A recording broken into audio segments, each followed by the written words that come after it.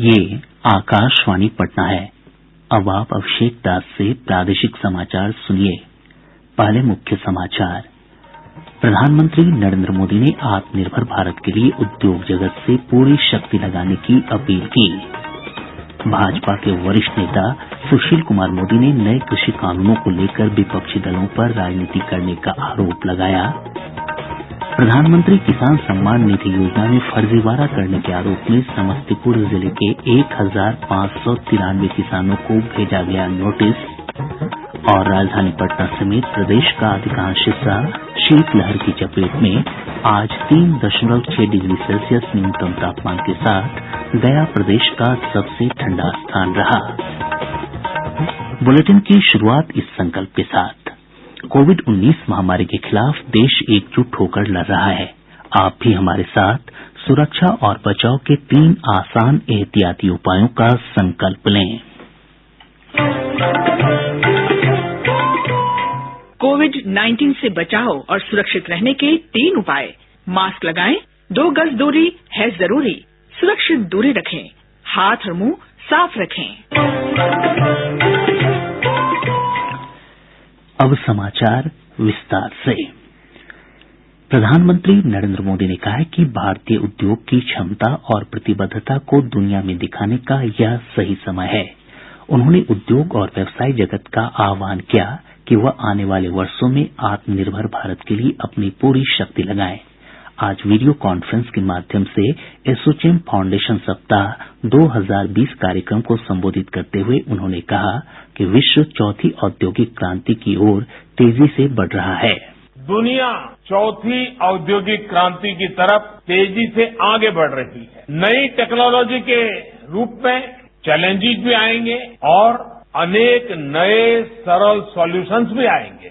और इसलिए आज वो समय है जब हमें प्लान भी करना है और एक्ट भी करना है। हमें हर साल के हर लक्ष्य को नेशन बिल्डिंग के एक लार्जर गोल के साथ जोड़ना है। प्रधानमंत्री ने कहा कि 27 साल बाद भारत अपनी आजादी की शताब्दी मनाएगा और ये 27 साल न केवल भारत की वैश्विक भूमिका निर्धारित करेंगे बल्कि यह भारतीयों के सपनों और समर्पण की भी परीक्षा की घड़ी होगी।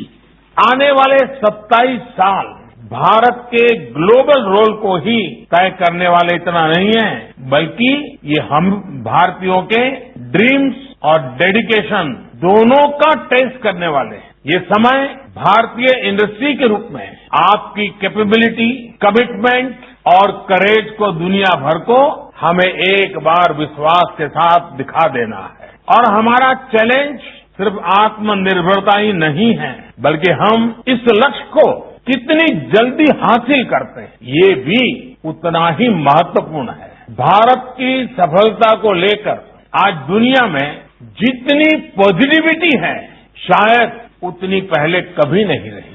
प्रधानमंत्री ने कहा कि अनुसंधान और विकास में निवेश बढ़ावा दिया जाना चाहिए तथा निजी क्षेत्र को इसमें निवेश करने की आवश्यकता है।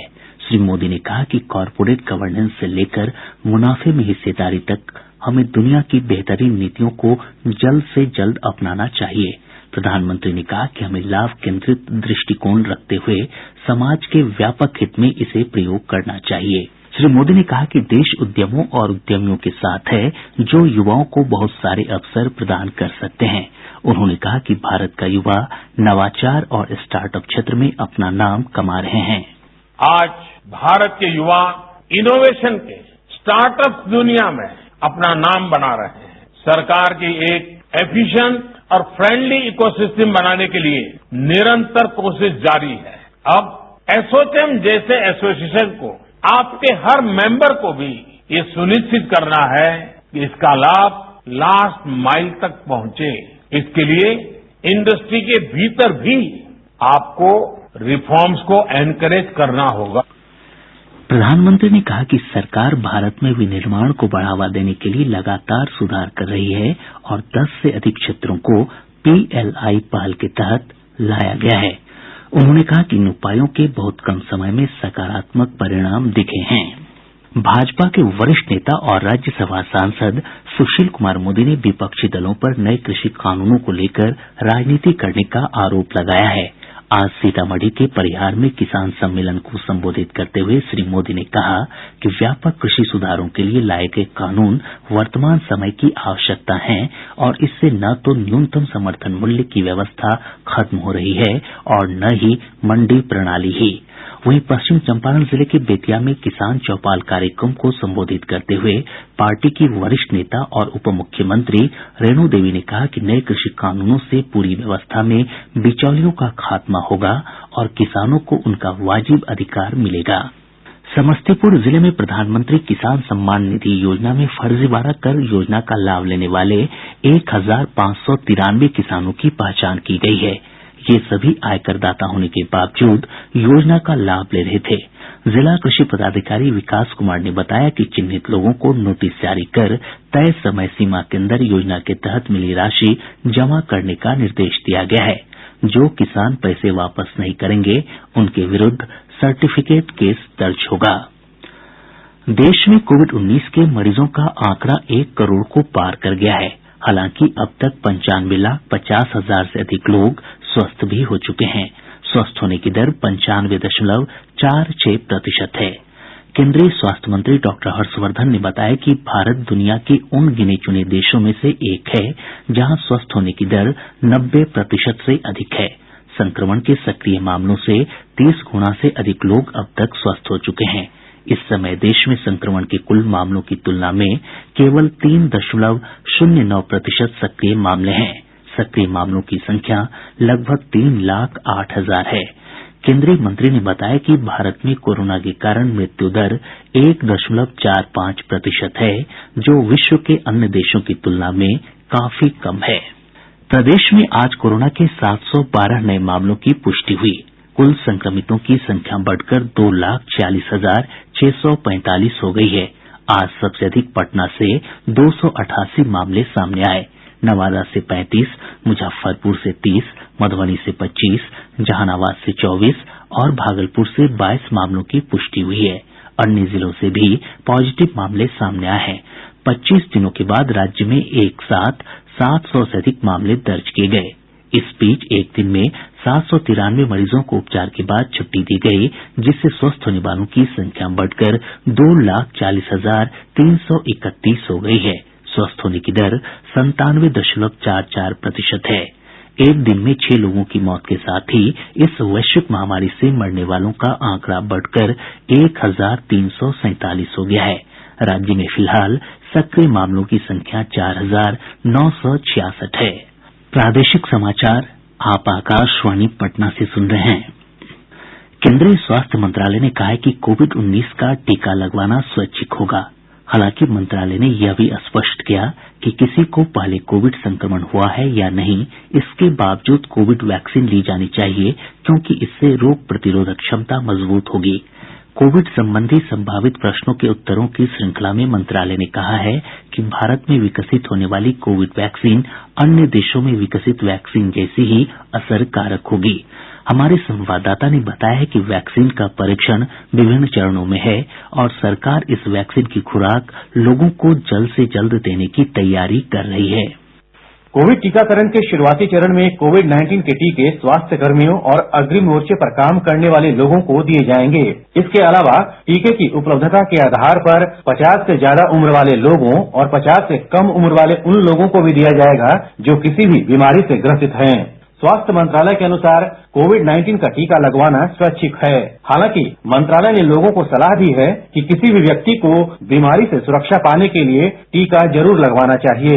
टीका लगवाने से कोरोना वायरस के संक्रमण को बढ़ने से रोका जा सकता है। इस कारण से लोगों को यह सलाह दी गई है कि वह अपने परिवार के सदस्यों को बचाने के लिए कोरोना वायरस का टीका जरूर लगवाएं। दीपेंद्र कुमार, आकाशवाणी समाचार, दिल्ली। राजधानी पटना समेत प्रदेश का अधिकांश हिस्सा शीतलहर की चपेट में है। मौसम विज्ञान केंद्र पटना के वैज्ञानिक एसके पटेल ने बताया कि बर्फीली पछुआ हवा चलने से शीतलहर की स्थितियां बनी हुई हैं। लगातार गिर रहे तापमान के कारण आज से ही बिहार के उत्तर पश्चिमी, उत्तर मध्य, दक्षिण पश्चिम और दक्षिण मध्य भाग के जिलों में शीतलहर का ऑरेंज अलर्ट जारी किया गया है। अगले 2 दिनों के दौरान मौसम शुष्क, दिन में धूप और सुबह एवं शाम को हवा में कनकनी बनी रहेगी। आज 3.6 डिग्री सेल्सियस न्यूनतम तापमान के साथ गया प्रदेश का सबसे ठंडा स्थान रहा। उप मुख्यमंत्री तारकिशोर प्रसाद ने कहा है कि कटिहार मनिहारी स्थित गोगाबिल झील को पर्यटक स्थल के रूप में विकसित किया जाएगा। श्री प्रसाद कटिहार में एक कार्यक्रम को संबोधित कर रहे थे। उन्होंने कहा कि नमामि गंगे परियोजना के तहत गंगा नदी के किनारे बसी आबादी को बेहतर नागरिक सुविधा उपलब्ध कराने के लिए सरकार काम कर रही है।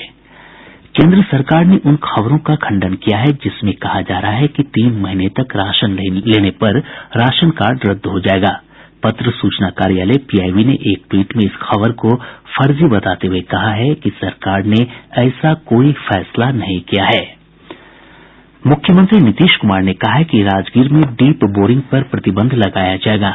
राजगीर में संवाददाताओं से बातचीत में उन्होंने कहा कि भूगर्भ जल स्तर में आ रही कमी एक बड़ी समस्या है।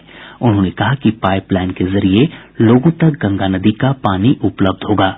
मुख्यमंत्री ने राजगीर में बन रहे नेचर सफारी और भारत के पहले ग्लास ब्रिज का भी निरीक्षण किया। राजस्व और भूमि सुधार मंत्री रामसूरत कुमार ने कहा है कि उनके विभाग में रिक्त पड़े 10,000 पदों के लिए जल्द ही नियुक्ति प्रक्रिया शुरू कर दी जाएगी। जमुई के रजला में एक कार्यक्रम को संबोधित करते हुए उन्होंने कहा कि इन पदों के लिए नियुक्ति प्रक्रिया अगले वर्ष मार्च महीने तक पूरी कर ली जाएगी। भगवान राम और देवी सीता के विवाह का पर्व विवाह पंचमी नेपाल के ऐतिहासिक शहर जनकपुर में परंपरागत श्रद्धा के साथ मनाया जा रहा है। आज सुबह से ही हजारों श्रद्धालु प्रसिद्ध जानकी मंदिर में पूजा अर्चना कर रहे हैं। इधर सीतामढ़ी के पुनौरा धाम और रजत द्वार मंदिर में भी विवाह पंचमी का धूमधाम से आयोजन किया जा रहा है। मुंगेर जिले के खड़गपुर से पुलिस और एसटीएफ की टीम ने 2 कुख्यात नक्सलियों को गिरफ्तार किया है। वर्ष 2010 में लखीसराय जिले के कजरा थाना क्षेत्र में 7 पुलिसकर्मियों की हत्या के मामले में इन दोनों की तलाश थी। पटना के एग्जीबिशन रोड स्थित एक होटल से पुलिस ने 6 संदिग्धों को गिरफ्तार किया है। इनके पास से एक देसी पिस्तौल भी बरामद किया गया है। पुलिस ने बताया कि गिरफ्तार लोगों की नक्सलियों से सांठगांठ की जांच की जा रही है। मधुबनी जिले के बासोपट्टी में अपराधियों ने एक आभूषण व्यवसायी को गोली मारकर गंभीर रूप से घायल कर दिया और आभूषण भरा बैग लूटकर फरार हो गए। पुलिस अपराधियों की गिरफ्तारी के लिए छापेमारी कर रही है। रोहतास जिले के इंद्रपुरी थाना क्षेत्र के भटौली गांव के पास एक ट्रक की चपेट में आने से एक महिला और उसके पुत्र की मौत हो गई। आक्रोशित ग्रामीणों ने घटनास्थल के पास सड़क जाम कर आवागमन बाधित रखा। सारण जिले के अंबिका स्थान हॉल्ट स्टेशन के पास रेलवे लाइन पार करने के दौरान ट्रेन की चपेट में आने से एक महिला समेत 2 लोगों की मौत हो गई। गया जिले के बाराचट्टी थाना क्षेत्र के डोभी चौक के पास से पुलिस ने एक पिकअप वैन पर लदी 368 कार्टन शराब के साथ चालक को गिरफ्तार किया है। वहीं सुपौल जिले के नेपाल से सटे सीमावर्ती इलाके से एसएसबी ने 720 बोतल नेपाली शराब के साथ एक तस्कर को गिरफ्तार किया। और अब अंत में मुख्य समाचार एक बार फिर। प्रधानमंत्री नरेंद्र मोदी ने आत्मनिर्भर भारत के लिए उद्योग जगत से पूरी शक्ति लगाने की अपील की। भाजपा के वरिष्ठ नेता सुशील कुमार मोदी ने नए कृषि कानूनों को लेकर विपक्षी दलों पर राजनीति करने का आरोप लगाया। प्रधानमंत्री किसान सम्मान निधि योजना में फर्जीवाड़ा करने के आरोप में समस्तीपुर जिले के 1593 किसानों को भेजा गया नोटिस।